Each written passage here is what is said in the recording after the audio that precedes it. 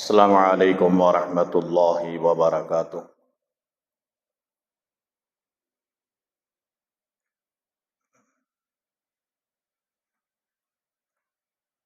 الحمد للہ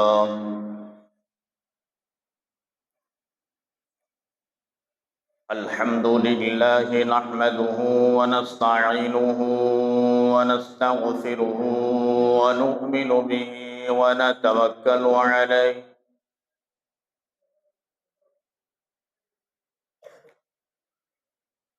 ونعوذ باللہ من شرور انفسنا ومن سیئات اعمالنا،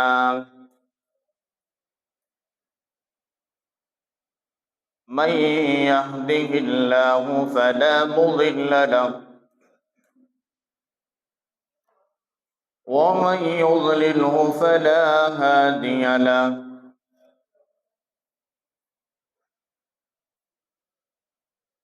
ونشهد أن لا إله إلا الله وحده لا شريك له، ونشهد أن سيدنا وسندنا وشفينا وحبيبنا وحبيب ربنا وطبيب قلوبنا وطبيب عيوبنا وطبيب أرواحنا وطبيب أجسادنا ومأوانا وملجانا وقائدنا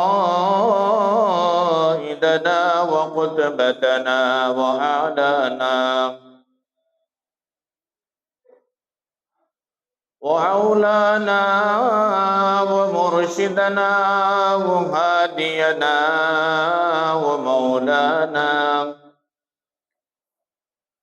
ومولانا محمدا عبده ورسوله، صلى الله عليه وعلى آله وأصحابه وبارك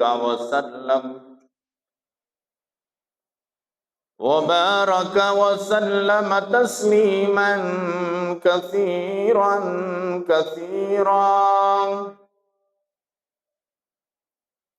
أما بعد، فأعوذ بالله السميع العليم من الشيطان الرجيم،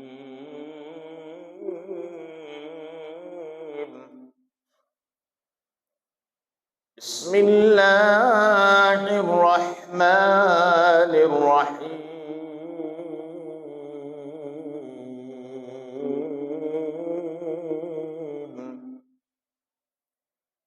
يا أيها الذين آمنوا ادخلوا في السلم كافة ولا تتبعوا خطوات الشيطان إنه لكم عدو مبين.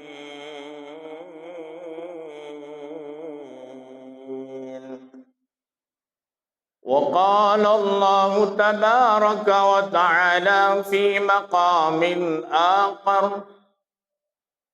يا أيها الذين آمنوا كتب عليكم الصيام كما كتب على الذين من قبلكم لعلكم تتقون. وقال النبي صلى الله عليه وسلم: وهو شهر أوله رحمة وأوسطه مغفرة وآخره عتق من النار، أو كما قال النبي عليه الصلاة والتسليم. آمنت بالله صدق الله ومولانا العظيم، وبلغنا رسوله النبي الأمين المتين الكريم.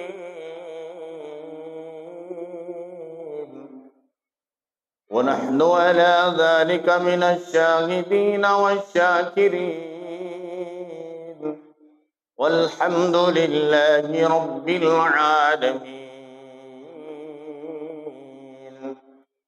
رب اشرح لي صدري ويسر لي أمري واحلل عقدة من لساني يفقه قولي.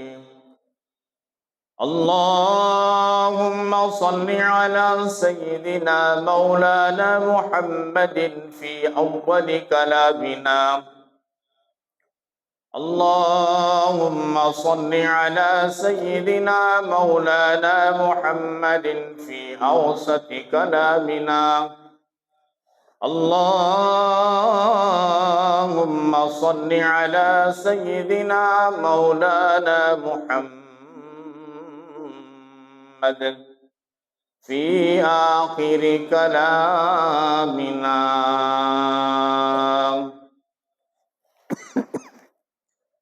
معزز سامعین کرام،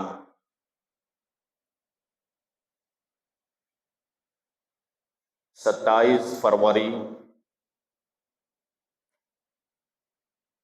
سن 2026 9 رمضان المبارک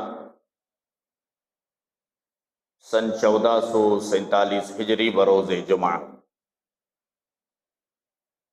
معزز سامعین کرام، اللہ تبارک و تعالی کا بے پناہ کرم ہے، شکر ہے اور اس کا احسان ہے. اللہ رب العالمین نے ہم سب کو اپنے پاکیزہ اور مقدس مطہر دربار میں جمعہ کی ادائیگی کے لیے جمع فرمایا. اللہ رب العالمین ہمارے جمع ہونے کو، کہنے کو، سننے کو بے انتہا قبول فرمائے. دنیا میں اور آخرت میں کامیابی کا ذریعہ اور سبب بنائے. آمین. حاضرین، اللہ کا بڑا فضل و انعام ہے. اللہ تبارک و تعالی نے اس مبارک مہینے کو ہمارے سروں پر سایہ فگن فرمایا. اس مہینے کا یہ دوسرا جمعہ ہے. پہلے عشرے کا اختتام ہے.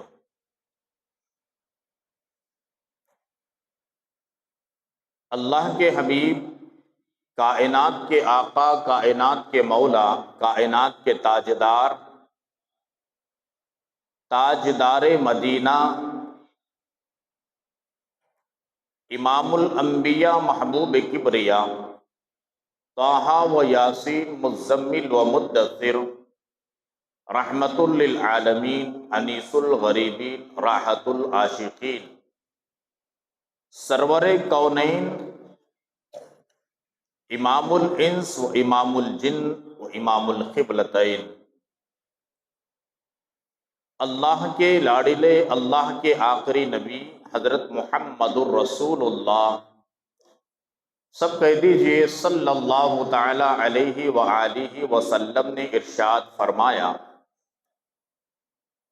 اللہ تبارک و تعالی رمضان المبارک کے مہینے کو 3 حصوں میں تقسیم کیا ہے. اس کا اول حصہ رحمت والا ہے، وَهُوَ شَهْرٌ أَوَّلُهُ رَحْمَةٌ، اور اس مہینے کا درمیانی جو حصہ ہے وہ مغفرت والا حصہ ہے، اور اس مہینے کا جو آخری حصہ ہے وہ جہنم سے خلاصی والا حصہ ہے. اب سوال پیدا ہوتا ہے، اللہ تبارک و تعالی نے اس مہینے کو 3 حصوں میں تقسیم کیوں کیا؟ جب بات سامنے آتی ہے کہ اللہ نے اس مہینے کو 3 حصوں میں تقسیم کیا تو ذہن میں ایک بات آتی ہے، 3 حصوں میں کیوں تقسیم کیا؟ پہلا حصہ رحمت والا کیوں بنایا؟ دوسرا حصہ مغفرت والا کیوں؟ اور آخری حصہ جو مہینے کا آخری حصہ ہے اسے جہنم کی آگ سے خلاصی والا کیوں بنایا؟ چاہتا تو اللہ تبارک و تعالیٰ پورے مہینے کو خلاصی والا بنا دیتا، اللہ تبارک و تعالیٰ چاہتے تو پورے مہینے کو مغفرت والا بنا دیتے، اور اللہ تبارک و تعالیٰ چاہتے تو پورے مہینے کو رحمت والا بنا دیتے۔ لیکن اللہ کے نبی جناب محمد الرسول اللہ صلی اللہ تعالی علیہ وآلہ وسلم کے فرمان کے مطابق اس مہینے کو اللہ رب العالمین نے 3 حصوں میں منقسم کیا، یعنی تقسیم کیا۔ علماء نے لکھا ہے اس مہینے کو اللہ تبارک و تعالی 3 حصوں میں کس لیے تقسیم کیا؟ اس لیے اللہ تبارک و تعالی نے اس مہینے کو 3 حصوں میں تقسیم کیا، اس روئے زمین پر بسنے والے انسان بھی 3 قسم کے ہیں۔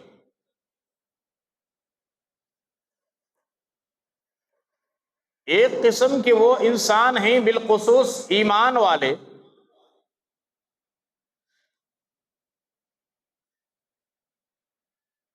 جن کو غوث کہتے ہیں، ابدال کہتے ہیں، قطب کہتے ہیں، اولیاء کہتے ہیں، محدثین کہتے ہیں، مفسرین کہتے ہیں، اللہ کے نیک مطیع و فرما بردار بندے ہیں۔ ایسے بندوں پر شروع ہی سے اللہ تبارک و تعالی رحمت نازل فرماتے ہیں،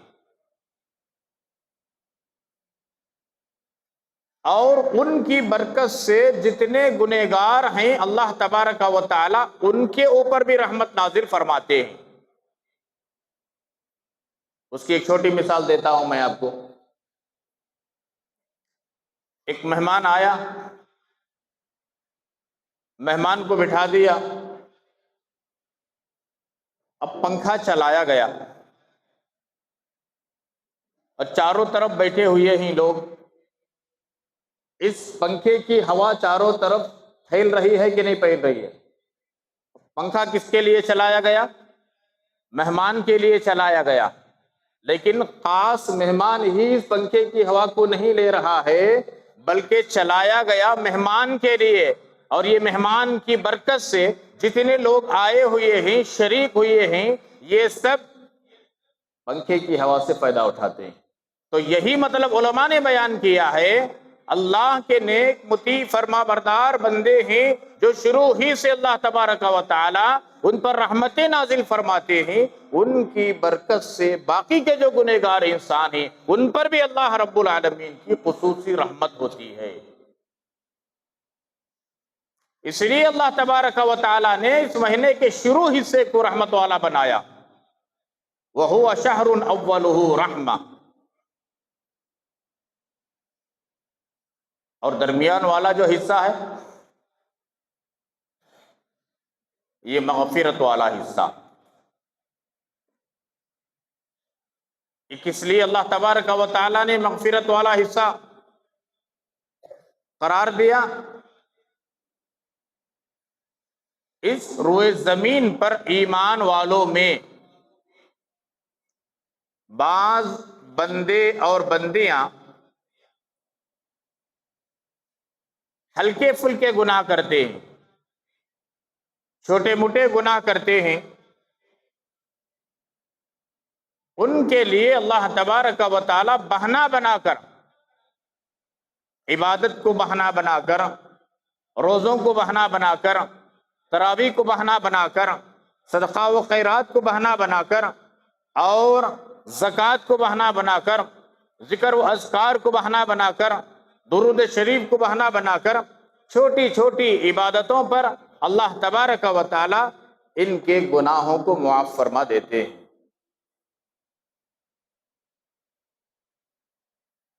اس لیے اللہ رب العالمین نے اس مہینے کے دوسرے حصے کو مغفرت والا قرار دیا، اور تیسرا حصہ جو جہنم کے آگ سے خلاصی والا ہے، یہ بہت زیادہ گنہگار ہیں، جو اللہ کے نافرمان ہیں، اللہ کے رسول کے نافرمان ہیں، دین پر مکمل نہیں چلنے والے ہیں، دنیا کے اندر رہتے ہوئے اللہ کی نعمتوں کو استعمال کرتے ہوئے گناہوں میں ملوث ہو گئے، نافرمانی میں ملوث ہو گئے، بڑے بڑے گناہ انہوں نے کیا، اتنے بڑے گناہ کیا اور اتنا نافرمانی کی کہ وہ جہنم میں داخل ہونے کے مستحق ہو گئے۔ ایسے لوگوں کو جہنم کی آگ اور جہنم کی وادی سے نکالنے کے لیے اللہ تبارک و تعالی نے اس مبارک مہینے کو نازل فرمایا اور اس کے آخری عشرے کو یہ قرار پایا کہ یہ بندے اگر سچی پکی توبہ کر لیں، گناہوں سے منہ موڑ لیں، ہماری بات ماننے لگیں، ہمارے نبی صلی اللہ علیہ وسلم کے بتائے ہوئے طریقے پر زندگی گزارنے لگیں، تو ہم ان کو جہنم کی آگ سے خلاصی دے سکتے ہیں۔ اس لیے اللہ تبارک و تعالی نے 3 حصوں میں اس مہینے کو تقسیم کیا۔ ہم کو چاہیے کہ ہم پہلے والے حصے کے جو اللہ کے نیک بندے ہیں، جن پر ہمیشہ خصوصی رحمتیں نازل ہوتی ہیں، خصوصی برکتیں نازل ہوتی ہیں، ایسے بندوں والے اعمال کرنا چاہیے اور ان بندوں میں شامل ہونے کی کوشش کرنی چاہیے۔ اس لیے اللہ تبارک و تعالی نے اس مبارک مہینے کو نازل فرمایا اور روزے کو فرض کیا، اور روزے کو فرض کرنے کے بعد اللہ تبارک و تعالی نے، مفسرین نے لکھا ہے، جس طریقے سے تدریجاً دھیرے دھیرے شراب کو حرام قرار دیا، اسی طریقے سے روزے کو بھی تدریجاً نازل کیا گیا اور تدریجاً حکم دیا گیا، دھیرے دھیرے، ایک دم ڈائریکٹ اللہ تبارک و تعالی نے روزے کا حکم نہیں دیا، دھیرے دھیرے حکم دیا گیا۔ ایک غیر معمولی چیز ہے روزہ، اس لیے پہلے حکم ہوا یوم عاشورہ کا روزہ، مہینے کے 3 روزے حضرت نوح علیہ السلام سے لے کر کائنات کے آقا و مولا جناب محمد الرسول اللہ صلی اللہ تعالی علیہ وآلہ وسلم تک یہ روزے فرض تھے، مہینے کے 3 اور عاشورہ کا روزہ۔ اللہ تبارک و تعالی نے رمضان کے روزوں کی فرضیت کا حکم دیا، یہ پہلا حکم تھا، روزے رکھو، تاکہ لوگوں کو عادت پڑ جائے۔ اب 14 گھنٹے 15 گھنٹے کچھ کھائے بغیر کچھ پیے بغیر رہا نہیں جاتا، جب عادت پڑ جاتی ہے تو آدمی رہ لیتا ہے، سال بھی گزار دیتا ہے، عادت پڑنے تک اسے دھیرے دھیرے سکھایا جاتا ہے۔ ایک بچہ چھوٹا دودھ پی رہا ہے، ایک بچی چھوٹی دودھ پی رہی ہے، اب دودھ چکانا ہے تو اسے تھوڑا تھوڑا کچھ کھلایا جاتا ہے، جب کھانے کی عادت پڑ جاتی ہے دودھ چھڑوا دیا جاتا ہے۔ یہی معاملہ ہے، روزہ رکھنا معمولی بات نہیں تھا، روزہ رکھنا معمولی چیز نہیں تھی، مشکل کام تھا۔ اس لیے اللہ تبارک و تعالی نے عاشورہ کا روزہ اور مہینے کے 3 روزے شروع میں فرض قرار دیے، اسے رکھو۔ اب جب لوگ رکھنے لگے، کچھ عادت سی پڑ گئی، اب دوسرا حکم نازل ہوا، اب روزے رکھو رمضان کے روزے فرض ہو گئے۔ جب رمضان کی فرضیت کا حکم نازل ہوا، عاشورہ کے روزے اور مہینے کے 3 روزوں کی جو فرضیت تھی یہ منسوخ ہو گئی، یہ کینسل ہو گئی، اب اختیار میں دے دیا گیا، چاہے مہینے کے 3 روزے رکھو نہ رکھو، کوئی گناہ نہیں، کوئی پکڑ نہیں، رکھے تو ثواب ہے نہیں تو گناہ نہیں۔ عاشورہ کا روزہ رکھو یا نہ رکھو، رکھے تو ثواب ہے نہیں تو کوئی گناہ نہیں، اللہ کی طرف سے پکڑ نہیں، وہ اختیاری انسان کو رکھ سکتا ہے تو رکھ، ثواب ملے گا، نہیں رکھ سکتا ہے تو نہیں، کوئی پکڑ نہیں، وبال نہیں، کوئی گناہ نہیں۔ لیکن رمضان کے روزوں کی فرضیت کا حکم نازل ہو گیا، یہ عاشورہ اور مہینے کے 3 روزوں کی فرضیت کا حکم منسوخ ہو گیا۔ اب اس کے ساتھ یہ بھی حکم دیا گیا، اللہ کے نبی صلی اللہ علیہ وسلم کے ذریعے سے، رمضان کے روزے تو فرض ہو گئے، لیکن جو آدمی روزہ رکھ سکتا ہے، طاقت ہے، قوت ہے، ہمت ہے، رکھ سکتا ہے، اگر نہیں رکھنا چاہتا اس کے بدلے میں فدیہ دے دیتا ہے، ایک مسکین کو پیٹ بھر کر کے کھانا کھلا دیتا ہے، اس کی بھی اجازت ہے۔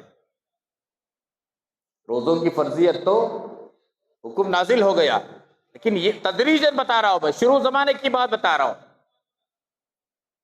یہ بھی حکم دیا، روزہ مشکل کام ہے نا، روزہ رکھ سکتے ہی رکھو، اگر طاقت ہونے کے باوجود بھی نہیں رکھ سکتے تو ایک روزے کے بدلے ایک مسکین کو کھانا کھلا دیا کرو۔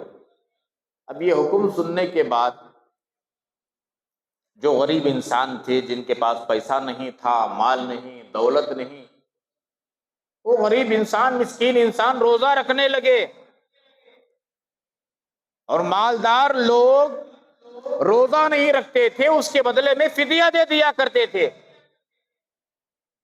کون صبح سے لے کر شام تک، صبح صادق سے لے کر کے غروب آفتاب تک کون بھوکے رہیں گے، پیاسے رہیں گے؟ ہمارے پاس مال ہے، اللہ کے نبی نے یہ فرمایا ہے، رکھ سکتے ہی تو رکھو، اگر نہیں رکھ سکتے ہی تو فدیہ دے دو، ہم فدیہ دے دیں گے۔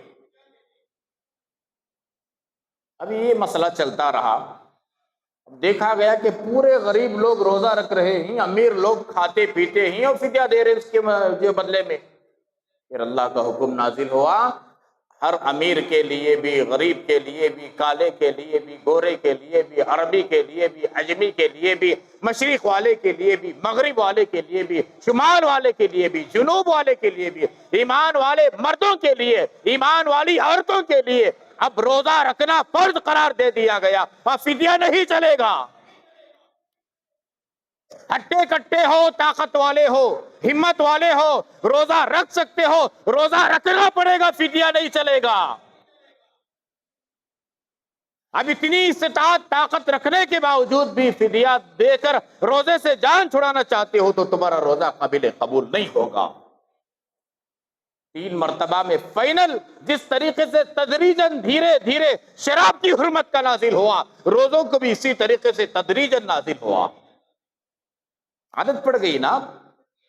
الحمدللہ جب اللہ تبارک و تعالیٰ نے دیکھا اب بندے بندیاں چھوٹے بڑے روزہ رکھ رہے ہیں، شخص امیر لوگ بھی رکھ سکتے ہیں، لیکن پیسے کے بل بوتے پہ پیسے دے کر کے، فدیہ دے کر روزہ نہیں رکھ رہے ہیں، رکھ سکتے ہیں۔ اللہ نے جب دیکھا اور ان کے لیے حکم نازل کیا، بریک لگایا، سب رکھنا چاہ رہے ہیں۔ اس وقت سے لے کر اب تک روزے مسلسل مردوں کے لیے، عورتوں کے لیے، امیر ہو غریب ہو، وہ رکھنا۔ ہاں شیخ فانی ہے، شیخ فانی ہے، مسئلہ یاد رکھو، شیخ فانی اس کو کہتے ہیں جس کے اندر ہمت نہیں ہے، طاقت نہیں ہے، ضعف بڑھ چکا ہے، روزہ رکھنے کی وجہ سے جان کا خطرہ پڑ گیا ہے، ایسے انسان کو شیخ فانی کہتے ہیں۔ اب مرے کہ تب مرے، اسرائیل کب آئے اور دستک دے یہ دنیا سے چلے جائے، ایسے انسان کو شیخ فانی کہتے ہیں۔ اس کے لیے حکم دیا گیا 30 روزوں کا فدیہ دے دیا جائے۔ کتنا دیا جائے؟ جو صدقۃ الفطر طے کیا جاتا ہے، اتنا ایک روزے کا فدیہ کسی غریب اور مسکین کو دے کر کے توبہ استغفار کریں۔ اے اللہ مجھے صحت نہیں ہے، شریعت نے چھوٹ دی ہے، چھوٹ، کمزور ہے، ضعیف ہے، شیخ فانی ہے، اٹھ نہیں سکتا، کھانے کے بغیر رہ نہیں سکتا، پینے کے، کتنے ایسے اللہ کے بندے ہیں 90 سال کے، 100 سال کے، رکھنا چاہتے ہیں روزہ، لیکن طبیعت کا تقاضا ہے۔ شیخ فانی اب مرے کہ تب مرے، ان کے لیے شریعت کٹھین نہیں ہے، لا یکلف اللہ نفسا الا وسعها، اتنی کٹھین نہیں ہے، ہماری طاقت سے زیادہ ہمارے اوپر بوجھ نہیں ڈالا گیا۔ اب پورے طریقے سے روزوں کی فرضیت کا حکم ہو گیا، ہر انسان کو چاہیے کہ روزہ رکھے۔ اور آگے بڑھیں، اس وقت ابھی سحری کا مسئلے کا بھی حکم نازل نہیں ہوا تھا. سنیں کتنی بڑی بڑی نعمتوں سے اللہ تبارک و تعالیٰ نے مجھے اور آپ کو نوازا ہے. اسلام کے شروع اولین جو اللہ تبارک و تعالیٰ کے کلام کے مخاطب ہوئے حضرات صحابہ کرام، حضرات صحابیات، جو حضرات صحابہ کرام اور حضرات صحابیات نے جو مشقتوں کو اٹھایا ہے، خدا کی عزت و جلالت کی قسم 99.9% بھی ہم نہیں اٹھا سکتے. ایک اس میں سے 99.9% نکال کر ایک پوائنٹ بھی ہم اس پر برداشت نہیں کر سکتے، عمل نہیں کر سکتے جو صحابہ نے کیا اور صحابیات نے کیا، جو تابعین نے کیا، تبع تابعین نے کیا. ساری چیزیں ہمیں مفت میں مل گئی، اسی لیے ہم ناقدرے ہیں، قدر نہیں ہمیں. سحری کا حکم ابھی نازل نہیں ہوا تھا. اس وقت کا حکم یہ تھا، آدمی افطاری کیا، افطاری کرنے کے بعد سو گیا، بس روزہ شروع اس کا. افطاری کرنے کے بعد آدمی تھکا ماندہ جا کر کے چلو بھائی ذرا کمر سیدھی کر لیں گے، بولتے نہیں بولتے کمر سیدھی کر دیں گے. بہت سارے لوگ ہیں کمر سیدھی کرنے کے بہانے پورا سیدھے ہو جاتے ہیں. عشاء گئی، تراویح گئی، سب گیا. اب بعض لوگوں کی تو ظہر کی نماز نیند کے نظر ہو رہی ہے. کیوں بھائی 3 گھنٹے کو اڑ گئے نا ہمیں، اب کیا بھی 3 کو اٹھنے کی ضرورت نہیں تم نا. 5:20 پر 2 کو سحری ختم ہو رہی. 4:30 کے بعد اٹھے تو بھی آرام سے وضو کر کو، تہجد کی نماز پڑھ کو، دعا کر کو، 15 سے 20 منٹ میں گھنٹہ ہونا کیا کھانے، 1 گھنٹہ ہونا، 15 سے 20 منٹ میں آرام سے سکون سے کھا سکتے ہیں. اور سیر زیادہ نہیں کرنا، پیٹ کو لیلینڈ گاڑی کی طرح نہیں بھرنا، ہلکا پھلکا رکھنا. اسی لیے فرمایا پیٹ کو 3 حصوں میں تقسیم کرو. پیٹ بھر کر انگلی ڈالے تو میلے سے کیا ہوتا؟ بدہضمی، کھٹے ڈکارا، چلنے نہیں ہوتا، اٹھنے نہیں ہوتا. نماز میں کھڑ کر ہیں، امام صاحب نے 3-4 آیتیں لمبی پڑھا دی، ذہن کے اندر بات آئی کہ اتنی لمبی خیرت پڑھ رہی نا انہوں، رکوع تھوڑا لمبا ہو گیا، کیا جی 3 مرتبہ سبحان ربی العظیم بولنے کے بجائے میں 5 مرتبہ بول دلیا، 7 مرتبہ بول دلیا. امام صاحب سمیع اللہ لمن حمیدہ نہیں بولے نا. یہ سستاگی پیدا ہوتی، کھڑنے نہیں ہوتا، جھک گئے تو بس، اڑ گئے تو بس، سلام پھیر ڈالے تو بس، دعا بھی نہیں، حدیث بھی نہیں. چلو یہ کئی کو ہوتا. لیلینڈ گاڑی کی طرح پیٹوں کو نہ بھرو. ہاں یقیناً روزے دار کا عبادت، کھانا بھی عبادت ہے، مانتا ہوں میں اس بات کو. روزے دار کا کھانا بھی عبادت ہے، روزے دار کا پینا بھی عبادت ہے، لیکن اتنا حکم نہیں دیا کہ عبادت میں کمزوری پیدا ہو جائے، ذوق پیدا ہو جائے، کھڑے ہونے کی طاقت نہ ہو. نہ سحری میں اتنا کھاؤ، نہ افطاری میں اتنا کھاؤ، جتنا ضرورت ہے اتنا کھاؤ. روزہ رکھنے سے طاقت پیدا ہو، روحانی طاقت پیدا کرو، روحانی طاقت.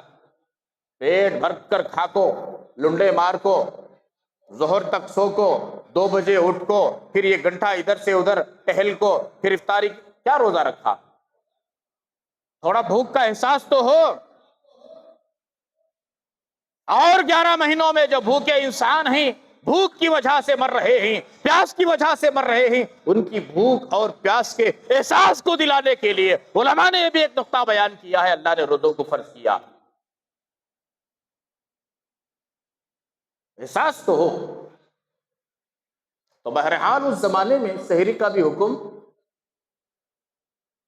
نازل ہونے سے پہلے یہ تھا. افطار کسی نے کیا 7 بجے 8 بجے، گھڑی تو نہیں تھی نا اس وقت، اندھیرا، مغرب کے بعد فل اندھیرا. صحابہ کرام تھکے ماندے ہوتے تھے، باغوں میں کھیتوں میں کام کرنے والے تھے، کولی مزدوری کرنے والے تھے، پتھر پھوڑنے والے تھے، بکریاں چرانے والے، تھک جاتے تھے. روزہ رکھ کر کے گھر میں آتے، کچھ ہے تو کھا لیتے، سو گئے، روزہ شروع ان کا. ایک مرتبہ ایک صحابی آئے جن کا نام حضرت قیس بن سرما رضی اللہ تعالیٰ عنہ، گھر آئے، کھیتی میں کام کر کر گھر آئے. بیوی سے پوچھا کھانے کے لیے کچھ ہے؟ جو کچھ تھا پانی وغیرہ، پانی سے افطار کر لیے کھیت میں، گھر کو واپس آئے، اب بیوی سے پوچھا کچھ ہے کھانے؟ بیوی نے کہا گھر میں کچھ نہیں، رکو میں پڑوس میں کچھ لے کر آتی ہوں، بعد میں دے دیں گے کل پرسوں ہمارے گھر میں آنے کے بعد، جب تک آپ بیٹھے رہیں۔ شوہر بیٹھے تھے، حضرت قیس رضی اللہ تعالیٰ عنہ بیٹھے تھے، بیوی پڑوس کے گھر گئی۔ پڑوس بولے تو بازو نہیں رہتا تھا، اب کیسے کا ہمارا گھر یہ کہ تو اسے لگ کو بازو گھر، ایسا نہیں، دور دور گھر ہوتے تھے، مدینہ المنورہ کی بات، دور دور گھر ہوتے تھے۔ اب بیوی حضرت قیس رضی اللہ تعالیٰ عنہ کی بیوی گئی، پڑوسن جو پڑوس میں گھر تھا، اور وہاں سے لے کر کے آنے تک حضرت قیس رضی اللہ تعالیٰ عنہ تھکے ماندے تھے، کھیت کا کام کر کر سو گئے، نیند لگ گئی۔ بیوی کھانا لے کر آئی، شوہر کو جگایا، جی اٹھو جی اٹھو جی، کھانا لے کر آئی۔ حضرت قیس اٹھے، کہا میرا روزہ شروع ہو گیا، میرا روزہ شروع ہو گیا۔ بعض مرتبہ ایسا ہوا حضرات صحابہ کرام نبی کریم صلی اللہ علیہ وسلم کی مجلس سے گھر کو آنے تک تاخیر ہو گئی، وہ بیویاں تھکی ماندی سو گئیں اور ان کا روزہ شروع ہو گیا۔ اب یہ صحابی گئے، اب روزہ شروع ہو گیا نا، کچھ کھا نہیں سکتے، سو گئے تو ہوگا، روزہ شروع ان کا۔ ہمارا ایسا ہے کیا؟ سو کو اٹھ کو آرام سے کھا سکتے، جب تک مؤذن صاحب اعلان نہیں کرتے سحری کا وقت ختم ہو گیا، سحری کھانا ختم کر لو، بند کرو، اعلان آتا نہیں آتا یہاں پر؟ بڑا پیارا ماحول ہے جی، ہمارے علاقے کا ہے، میں سمجھتا ہوں پوری دنیا میں ایسا ماحول نہیں جو ہمارے علاقے میں، الحمدللہ ثم الحمدللہ۔ اس پر بھی ہم اللہ کا جتنا شکر ادا کریں کم ہے۔ افطار کے لیے آواز دی جاتی ہے، سحری کے لیے 3 بجے اللہ کے بندے آ کر کے اٹھو اللہ کے بندو بندیوں، پیارے پیارے بچوں، سحری کا وقت شروع ہو گیا، سحری کھا لو۔ بنگلور چھوڑ کر باہر چلے جاؤ، ایسا ماحول آپ کو نہیں ملتا۔ اذان سنے آتی نہیں جی، اذان سنے آتی نہیں۔ یہاں کتنا اللہ کے فضل و کرم سے اذان جب شروع ہوتی پورے علاقے میں گونجتے رہتی، اللہ، طبیعت خوش ہو جاتی۔ باہر جاؤ 200 کلومیٹر 150 کلومیٹر باہر جاؤ، اذان کی آواز سننے کے لیے انسان ترستا۔ الحمدللہ علی کل حال، ہر حال میں اللہ کا شکر ہے، بہترین ماحول اللہ نے عطا فرمایا۔ بہرحال اللہ کے نبی علیہ السلام کے مجلس سے صحابہ آتے، بیویاں سو جاتے۔ اب جب سو گئے تو روزہ شروع۔ ابھی حضرت قیس رضی اللہ تعالیٰ عنہ نے کہا بیوی سے کہ نہیں، کھانا نہیں کھا سکتا میں، تم کھا لو، میں سو گیا، میرا روزہ شروع ہو گیا۔ اب صبح اٹھے، سحری تو نہیں کھا سکتے، نہیں، سو گئے تو ہوگا، سحری کھانے کی اجازت نہیں ان کو، بس نیند لگ گئی، سو گئے، اب روزہ شروع ان کا، سحری نہیں۔ پھر اٹھے، فجر کی اذان ہوئی، نماز پڑھ لیے، پھر کھیتی باڑی کے کام کو چلے گئے۔ پہلے دن کا روزہ، کچھ کھائے پیے نہیں، اسی طریقے سے انہوں نے روزہ رکھا تھا، افطاری میں بھی کچھ کھائے پیے نہیں، سو گئے، روزہ شروع ہو گیا۔ پھر دوسرا دن آئے، کھیتی باڑی میں کام کیا، طبیعت تھک گئی، بے ہوش ہو کر کے گر گئے۔ اب بعض صحابہ کرام اللہ کی مجلس، اللہ کے نبی کی مجلس سے گھر آئے، بیویاں سو گئی، ان کا روزہ شروع ہو گیا۔ اب ان کو بشری تقاضا تھا، بشری تقاضا،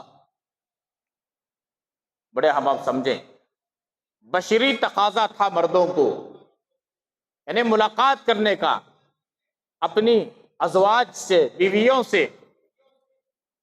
اب بیویوں کو جگایا، انہوں نے کہا نہیں ہمارا روزہ شروع ہو گیا، تو مفسرین نے لکھا ہے کہ قربت حاصل کر لیا، بشری تقاضا تھا نا، شروع زمانے کی بات، اسلام کے چھوٹ تھی، ملاقات کر لیا، قربت اختیار کر لی۔ جب اللہ کے نبی علیہ السلام نے دیکھا امت کا یہ حال ہے، اور اللہ تبارک و تعالیٰ نے بھی دیکھا کہ میرے محبوب کے امتیوں کا یہ حال ہے کہ روزہ نیند لگنے کے بعد ان کا روزہ شروع ہو جاتا ہے، اب اللہ تبارک و تعالیٰ نے رحمت دو عالم صلی اللہ علیہ وسلم کو حکم دیا، اب رات کا حصہ تمہارے لیے رمضان کے مہینے میں بھی حلال کر دیا گیا۔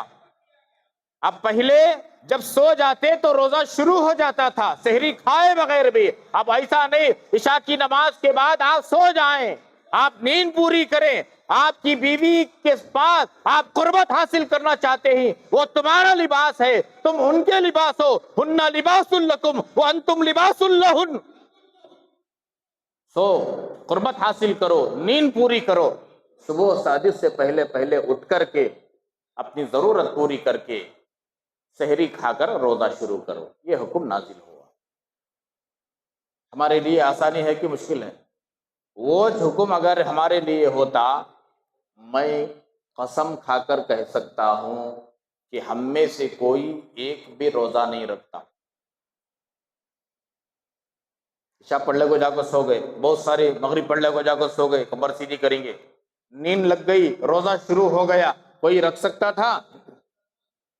مشکل سے ایک یا دو، لیکن اللہ نے سہولت عطا فرمائی، رسول کریم صلی اللہ علیہ وسلم کے امت کے لیے سہولت عطا فرمائی۔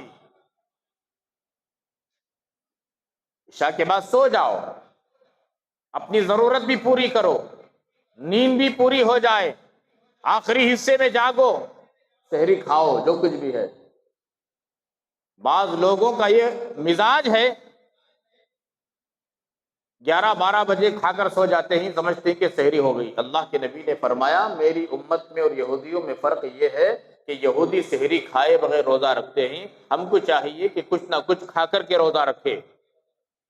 بھوک نہیں ہے، 12 بجے کھائے مانتا ہوں میں، 1 بجے کھائے مانتا ہوں میں، 2 بجے کھا کو سو، 1 گھنٹہ سو کو اٹھیں گے، مانتا ہوں میں بھوک نہیں ہے، کم سے کم سحری کی نیت سے 1 گلاس پانی پی لو، سحری کی نیت سے 1 گلاس چائے پی لو، سحری کی نیت سے کھجور ہے تو 1-2 کھجور کھا لو، سحری کی نیت سے 1 آدھی روٹی کھا لو، سنت تو ادا ہو جائے گی۔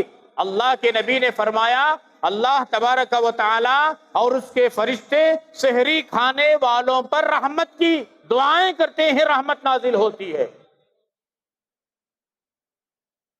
اللہ اور اس کے فرشتے رحمت نازل فرماتے ہیں سحری کھانے والوں کے لیے، اس لیے سحری کھانا چاہیے، بھوک نہیں ہے تب بھی کھانا چاہیے۔ یہ تھے رمضان کے کچھ آداب، کچھ چیزیں جو ضروری تھے جو آپ کے سامنے میں نے رکھا۔ اور اس کے ساتھ دوسری بات، افطار کے وقت میں غفلت سے نہ گزاریں۔ اللہ کے نبی علیہ السلام نے فرمایا افطار کے وقت دعائیں قبول ہوتی ہے، دعائیں۔ روزے دار کے لیے سمندر کی مچھلیاں تک مغفرت کی دعائیں کرتی ہیں، بلوں میں رہنے والی مخلوق روزے دار کے لیے مغفرت کی دعائیں کرتی ہیں۔ مغرب سے پہلے پہلے افطار کا اعلان ہونے سے 10-15 منٹ پہلے بیٹھ کر اللہ تبارک و تعالیٰ سے دعائیں مانگیں، غفلت میں نہ گزاریں۔ میری مائیں بہنیں، آپ پکوان پکانے کی تیاری میں رہتی ہیں، شوہر آئے گا، بچے آئیں گے، باپ آئیں گے، بہت بہتر ہے آپ کا پکانا، آپ کا محنت کرنا، آپ کا خدمت کرنا، اس پر بھی اللہ تبارک و تعالیٰ نے اجر لکھا ہے، اجر لکھا ہے۔ اللہ کے نبی نے فرمایا عورت کا پکانا، اس کا کپڑے دھونا، شوہر کے آنے کی تیاری کرنا، بچوں کے آنے کی تیاری کرنا، افطار کی تیاری کرنا، سحری کی تیاری کرنا، پکوان پکانا، ان ماں بہنوں کے لیے اللہ تبارک و تعالیٰ نے بہترین اور بہترین اجر رکھا ہے، ثواب رکھا ہے، ان کے درجات کے اندر اللہ نے بلندی رکھی ہے۔ اس کے ساتھ ساتھ میری مائیں بہنیں، آپ جو کچھ کر رہی ہیں کیجئے، لیکن آدھا گھنٹہ پہلے تمام پکوانوں سے، تمام کاموں سے فارغ ہو کر آدھا گھنٹہ پہلے بیٹھ کر کے اللہ تبارک و تعالیٰ سے دعائیں مانگیں۔ آپ کا وقت پکانے میں نہ جائیں، بونڈے وڑے تلنے میں نہ جائیں، سموسے بنانے میں نہ جائیں، اور دوسری چیز دیگر چیزیں اشیاء بنانے میں نہ جائیں۔ جو کچھ بنانا ہے 5 بجے، 5:30، 6 بجے تک بنا لیں۔ 6 کے بعد اپنا 20 منٹ کا، 25 منٹ کا، آدھے گھنٹے کا جو وقت ہے وہ دعا کے لیے۔ مردوں کے لیے بھی میری گزارش ہے میرے بھائیوں،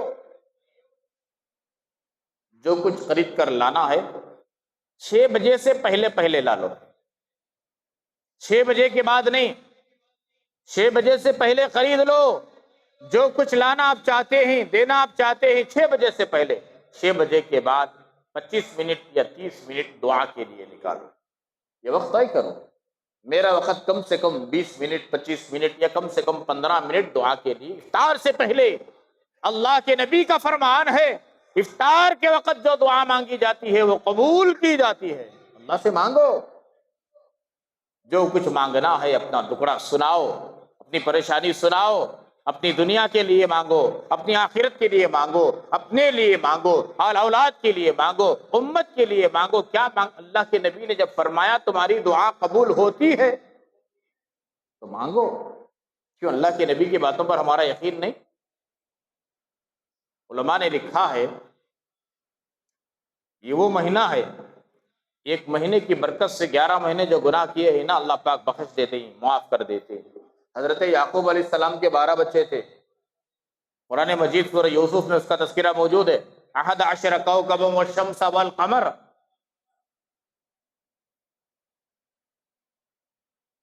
ایک یوسف علیہ السلام، 12 بھائی تھے،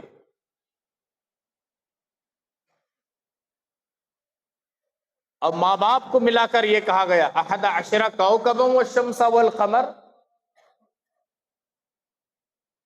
ایک لمبی چوڑی تفصیلات ہے، لیکن علماء نے یہ لکھا ہے جب حضرت یوسف علیہ السلام ایک کی برکت سے ان کے 11 بھائیوں کی مغفرت کر دی گئی تو اللہ تبارک و تعالی رمضان المبارک کے مہینے کی برکت سے 11 مہینے ہم نے جو گناہ کیے ہیں اسے معاف فرما دیتے ہیں۔ لیکن بڑے گناہ نہیں، اللہ کے ساتھ جو گناہ کیے ہیں وہ تو معاف ہو سکتے ہیں، توبہ اور استغفار سے، نادم ہونے سے، شرمندہ ہونے سے، پشیمان ہونے سے معافی تو ہو سکتی ہے، لیکن حقوق العباد کا جو مسئلہ ہے، بندوں کے تعلق سے جو مسئلہ ہے، یہ کبھی معافی نہیں ہو سکتی اس وقت تک جب تک کہ معافی نہ مانگ لیا جائے۔ بندوں کے جو حق ہے نا وہ نازک، نماز آپ نے چھوڑ دیا، روزہ نہیں رکھا، اللہ سے معافی مانگ لیں تو اللہ معاف کر سکتے ہیں، اللہ کا حق ہے وہ، لیکن بندوں کے حق میں کمی پیشی نہیں ہونی چاہیے۔ سمجھ میں آئی بات؟ اس لیے رمضان میں افطار سے پہلے پہلے روزہ رکھنے جو ہے روزہ بھی رکھیں اور افطار سے پہلے پہلے دعائیں مانگنے کی کوشش کریں اور اس کی فکر میں لگیں اور یہ عمل کرنے کی بھرپور کوشش کریں۔ اور دوسری بات یہ ہے کہ مہینے کی ناقدری نہ کریں، اس مہینے کی ناقدری نہ کریں۔ اس مہینے کی ناقدری اللہ رسول کو پسند نہیں ہے، ہماری بخشش کے لیے اللہ نے نازل کیا ہے۔ اس مہینے کی ہم ناقدری کریں گے، کیا اللہ پسند کریں گے؟ کیا اللہ کے نبی پسند کریں گے؟ اس لیے مہینے کی ناقدری نہیں کرنی چاہیے، مہینے کی قدر دانی کرنی چاہیے۔ مجھے اس پر ایک چھوٹا واقعہ یاد آیا۔ پچھلے زمانے میں ایک مجوسی تھا، قدیم زمانے کی بات ہے۔ مجوسی کہتے ہیں آگ کی پوجا کرنے والا، آگ کی پوجا کرنے والے کو مجوسی کہتے ہیں۔ اس نے اس زمانے میں کاروبار کے لیے باہر گیا ہوا تھا، رمضان کا مہینہ تھا۔ جب واپس آیا دیکھا کہ اس کا بچہ رمضان کے مہینے میں دن کے اجالے میں روٹی کھاتے ہوئے پھر رہا ہے۔ غور سے سننا اس بات کو، میری مائیں آپ بھی غور سے سننا اس بات کو۔ مجوسی کاروبار کو گیا ہوا تھا، رمضان کا مہینہ تھا، رمضان کے مہینے میں دن کے اجالے میں اس کا بچہ روٹی کھا رہا تھا۔ مجوسی آیا، اپنے باپ آیا، بیٹے کو دیکھا رمضان کے مہینے میں دن میں روٹی کھا رہا ہے سب کے سامنے۔ مجوسی کو غصہ آیا، ایک تماچا لگایا بیٹے کو، تم بخت، مسلمانوں کے رمضان کا مہینہ چل رہا ہے، مسلمان کے بڑے بوڑھے جوان عورتیں مرد بچے سب روزے سے ہیں، تو باہر کھڑے ہو کر کے روٹی کھا رہا ہے، تو روٹی کھانا ہی تھا گھر کے اندر کھا لیتا، باہر کیسے آ کر کھایا؟ ایک تماچا لگا، بیٹے کو اندر لے کر چلا گیا۔ بات آئی گئی، انسان کو ایک دن مرنا ہے، موت آئی، مجوسی مر گیا، مجوسی مر گیا۔ مجوسی مرنے کے بعد اس زمانے کے جو اللہ والے تھے خواب کے ذریعے سے ان کو دکھایا گیا کہ یہ مجوسی جنت میں ٹہل رہا ہے. یہ پریشان ہوئے، مجوسی اور جنت اس کا کیا کنیکشن ہو سکتا ہے؟ ایمان والا ہے، مسلمان ہے، نمازی ہے تو سوچ سکتے ہیں کہ اعمال کے وجہ سے اللہ نے اس کے گناہوں کو معاف کر دیا ہوگا، اعمال کو قبول کر کے جنت میں داخل کر دیا ہوگا. لیکن مجوسی، آپ کو خدا ماننے والا، آپ کی پوجا کرنے والا، اب یہ آدمی جنت میں داخل ہو گیا تو بات سمجھ میں نہیں آتی. خواب میں اس مجوسی کو پوچھ لیا، ارے اللہ کے بندے تو جنت میں جو ٹہل رہا ہے، یہ مقام تجھے کیسے ملا؟ کون سا تو نے عمل کیا؟ سنو مسلمانوں، سنو. اس مجوسی نے جواب دیا، جب میں زندہ تھا، رمضان کا مہینہ آیا، رمضان کے مہینے میں میرا بچہ دن کے اجالے میں سب کے سامنے روٹی کھا رہا تھا. میں نے اس مہینے کے ادب میں، اس مہینے کی لحاظ کرتے ہوئے، اس مہینے کی قدر کو اپنے دل میں رکھتے ہوئے میرے بیٹے کو ایک تماچا لگایا، یہ کہتے ہوئے کہ بے وقوف، اگر تو کھانا ہوتا تو گھر میں کھا لیتا. مسلمانوں کے رمضان کا مہینہ چل رہا ہے، سب روزے سے ہی، تو باہر کیوں کھا رہا ہے اور کیوں اس مہینے کی توہین کر رہا ہے؟ یہ کہہ کر کے میں بچے کو مار کر اندر لے گیا. بات آئی گئی، جب میری موت کا وقت آیا، اللہ تبارک و تعالیٰ نے فرشتوں کے ذریعے سے مجھے کلمہ پڑھایا. وہی کلمہ پڑھ کر میری روح نکلی، اللہ تبارک و تعالیٰ نے مجھے جنت میں مقام دیا. اللہ کے نبی نے فرمایا نا، 100 سال کا کافر بھی ہے، موت سے پہلے پہلے سچی پکی توبہ کر لے، ایمان قبول کر لے، تو اس کے 100 سال کے بڑے چھوٹے تمام گناہوں کو اللہ بخش دیتے ہیں. اب گناہ بخش دیے، ایک بھی اس کے نامہ اعمال میں گناہ نہیں ہے تو کہاں جائے گا؟ جنت میں جائے گا. تو اللہ نے جنت میں اسے مقام دے دیا. ایک مجوسی اس مہینے کی قدر کرنے کی وجہ سے اللہ تبارک و تعالیٰ اسے جنت میں مقام دے سکتے ہیں، مرتبہ دے سکتے ہیں. اپنے محبوب لاڈلے نبی کی امتی اس مہینے کی قدر کرے گی، روزوں کو رکھے گی، تراویح کا اہتمام کرے گی، دعاؤں کا اہتمام کرے گی، توبہ اور استغفار کا اہتمام کرے گی، کہ اللہ تبارک و تعالیٰ ہمارے اور آپ کے امت مسلمہ کے مردوں اور عورتوں کے گناہوں کو معاف کر کے کیا جنت میں اللہ ٹھکانہ نہیں دیں گے؟ دیں گے نہیں دیں گے؟ یقیناً دیں گے، یقیناً دیں گے. اس لیے کہ ہم رحمت دو عالم صلی اللہ علیہ وسلم کی پیاری امتی، اس لیے آپ سے گزارش ہے اس مہینے کی قدر کریں، اس مہینے کی ضرور قدر کریں. قدر بہت ضروری ہے. سب قدر کریں گے؟ اگر آپ کے بچے ہیں، بچے بولے تو چھوٹے بچے ہیں، 5 6 سال 7 سال کے، چھوڑو کھاندے پیندے بچے، وہ لوگ 10 سال سے زیادہ کی عمر کے بچے بھی اگر باہر کھا رہے ہیں ان سے منع کرو. 10 سال کی عمر سے اندر کے بچے کھا پی رہے ہیں باہر، چھوڑو، بچے ہیں وہ. 10 سال کی عمر سے زیادہ کے بچے اگر باہر کھا رہے ہیں، پی رہے ہیں، حالانکہ روزہ ان پر فرض نہیں ہے. 10 سال کی عمر کے بعد کے بچوں پر روزہ فرض نہیں ہے. اگر وہ رکھ لیتے ہیں تو علماء نے لکھا ہے ٹھیک ہے، رکھ لینے دو، آدھا دن رکھتے ہیں، پونا دن رکھتے ہیں، پورا دن رکھتے ہیں، رکھنے دو، ماں باپ کو بھی اجر ملے گا. لیکن اس پر کوئی لاگو نہیں ہے، رکھنا ضروری نہیں. آپ کے ساتھ میں سحری کھا لیا 10 سال 11 سال کا بچہ، 4 بجے پانی پی لیا، آپ ڈانٹ نہیں سکتے، ڈانٹ نہیں سکتے. اس لیے کہ اللہ کے نبی نے فرمایا 7 سال کی عمر کے بعد بچے کو نماز کا طریقہ سکھایا جائے. جب 10 سال کی عمر کا ہو جائے، نماز نہ پڑھے تو مارو. فرض نہیں ہوئی نماز، نہ پڑھے تو مارو، انہیں ڈراؤ، چل بیٹا نماز کو لے کر آگے بچہ غلاٹا کر رہا، کرنے دو. علماء نے لکھا ہے کرنے دو. حضرت مولانا مفتی عبد الرؤف صاحب سکروی دامت برکاتہم نے اپنی ایک کتاب میں لکھا ہے، بچے مسجد میں آ کر غلاٹا کرنے دیں. کون نے بلا لگا ہے سو بچے کو باہر بھگا رہے، اسے یہ اتھارٹی نہیں دی گئی ہم نہ. چلو نبی کے زمانے میں لے کر چلتا ہوں میں، کتابوں کا مطالعہ کرو، سیرت طیبہ کا مطالعہ کرو. کہ اللہ کے نبی کے زمانے میں بچے نہیں تھے؟ کیا غلاٹا نہیں کرتے تھے؟ کرتے تھے۔ اللہ کے نبی نے کبھی نہیں فرمایا کہ بچوں کو پیچھے بھیجو، کون بلا لے کاغذ سے اسے؟ ہاں چھوٹے بچے ہیں، مسجد میں لانے کی وجہ سے پیشاب کرتی ہیں، پاخانہ کر دیتی ہیں، گندگی پھیلاتی ہیں، ایسے بچوں کو لانے سے منع کیا۔ بچے 8 9 10 سال کے بچے ہی غلاٹا کرنے دو بھائی، ہمیں بھی غلاٹا کر کے بڑے ہو گئے یہیں تو دودھ کے دھلے کیا ہمیں؟ بولو دودھ کے دھلے آسمان سے ڈائریکٹ اتر گئے؟ نہیں، غلاٹا کر کو کس کے ٹانگ بیچ میں گھسے کی، کسے مارے کی، کہاں کودے کی، کہاں پھینکے کی، کتنے پلٹیاں مارے کی، اس کے بعد ہی بڑے ہو کو یہاں بیٹھی سمے بھی، آپ بھی، سب بھی۔ بچے ہی آنے دو، غلاٹا کرنے دو، سمجھو نکو بیٹا مسجد ہے، یہ اللہ کا گھر ہے، ادب ضروری ہے، نہیں غلاٹا کرنا۔ بچے جلدی، ارے بڑے سمجھ رہے نہیں، بچے کیا سمجھتے ہیں، نادان انہوں۔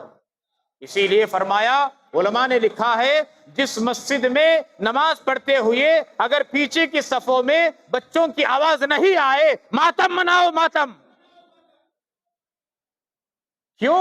بچوں کی آواز آنا یہ اس بات کی علامت ہے کہ آئندہ آنے والے مستقبل میں یہ بچے مسجد کے ذمہ دار بنیں گے، مسجد کے مصلی بنیں گے، ان بچوں میں سے خطیب بنیں گے، ان بچوں میں سے امام بنیں گے، مدرس بنیں گے، مؤذن بنیں گے۔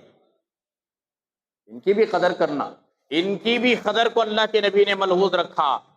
اپنے نواز حسنین کریمین رضی اللہ تعالیٰ عنہ جب آئے آواز کرتے ہوئے، حضرت حسنین کریمین بھی آواز کرتے ہوئے آتے تھے مسجد میں، اللہ کے نبی ممبر شریف پر خطبہ دے رہے تھے، ممبر سے نیچے اترے، سیدھا گئے، اپنے نوازوں کو لے کر آئے، کندھوں پر بٹھا کر کے خطبہ دیے۔ آج میرے بچے آئے تو میں خطبہ اٹھا لے کندھے میں دیا تو میں یہاں تمہیں سنتی؟ پہلے بھیجو جی، گھر میں جا کو بچوں کو پیار محبت کر لے ہوگا تو یہاں بٹھا لے کو ممبر پہ بیٹھ گئے نا جی۔ کئی کو بولتے ہیں یہ بتا ہمیں بولو، علم کی کمی۔ میرے نبی نے یہ تعلیم دی ہے، اپنے دونوں نواسوں کو کندھوں پر بٹھا کر ممبر شریف پر اللہ کے نبی نے خطبہ دیا، خطبے کے درمیان اللہ کے نبی نے اتر کر گئے، اپنے نواسوں کو لے کر آئے۔ تو بات کہاں سے کہاں نکل گئی؟ چھوٹے بچے کھا رہے ہیں، کھانے دو۔ 10 سال کے بعد کے بچے اگر کھا رہے ہیں روڈوں پر، ان سے منع کرو، بیٹا رمضان کا مہینہ ہے، کھانا ہے تو گھر میں بیٹھ کر کھاؤ۔ سب قدر کریں گے اس مہینے کی۔ اللہ تبارک و تعالی مجھے اور آپ کو اس مبارک مہینے کی صحیح قدر کرنے کی توفیق عطا فرمائے۔ آئندہ جمعہ انشاءاللہ زکوٰۃ کے متعلق گفتگو کریں گے، جلدی آنے کی کوشش کریں۔ ایک اعلان ہے، سماعت فرمائیں۔ آج مسجد عمر فاروق میں محفل مظاہرہ قرات ہے، ہر سال ہوتا ہے۔ جس وقت ہم تھے وہ بنیاد رکھی تھی، الحمدللہ وہ سلسلہ چل رہا ہے، جس میں حضرت مولانا ڈاکٹر محمد مقصود عمران صاحب رشادی دامت برکاتہم تشریف لا رہی، یہ مہمان خصوصی ہوں گے، اور حضرت قاری محمد رضوان بیگ شمسی صاحب، ان کی نظامت میں خرت ہوگی۔ آج جمعہ ہے نہیں، آج تراویح کی نماز کے بعد میں دارالعلوم دیوبند کے ایک بہت بڑے استاذ جو خرت کے، حضرت مولانا قاری شفیق الرحمان صاحب، یہ بھی تشریف لا رہے ہیں، اور اسی طریقے سے حضرت مولانا قاری واصف صاحب عثمانی، حضرت عثمان غنی رضی اللہ تعالیٰ عنہ کے خاندان کے، یہ بھی تشریف لا رہے ہیں، اور ان کے علاوہ بڑے بڑے قراء کرام شہر بنگلور کے بھی ہیں، دوسری دیگر اضلاع کے بھی ہیں، یہ بھی تشریف لا رہے ہیں۔ آپ سے گزارش ہے کہ تراویح کی نماز پڑھنے کے بعد مسجد عمر فاروق کا رخ کیجیے، وہاں جائیں، اللہ کے کلام کو اپنے اپنے انداز سے پڑھیں گے، پیارے پیارے انداز سے پڑھیں گے، ترتیل سے، آواز سے، پیار سے، محبت سے، تجویز سے، یہ سنیں گے ہم تو جذبہ پیدا ہوگا کہ ہمارے بچوں کو بھی ایسا بنا۔ اس لیے وہاں پہنچ کر جو ہے شکریہ کا موقع بھی عطا فرمائیں، اور سنیں۔ اللہ کے کلام کو سننا بھی عبادت ہے، اللہ کے کلام کو دیکھنا بھی عبادت ہے، سننا بھی عبادت ہے، سننا بھی عبادت ہے۔ سب پہنچیں گے، دوسروں کو بھی اس کی دعوت دیں۔ اللہ تبارک و تعالی ہم سب کو عمل کی توفیق عطا فرمائے، آمین۔ وآخر دعوانا الحمدللہ رب العالمین۔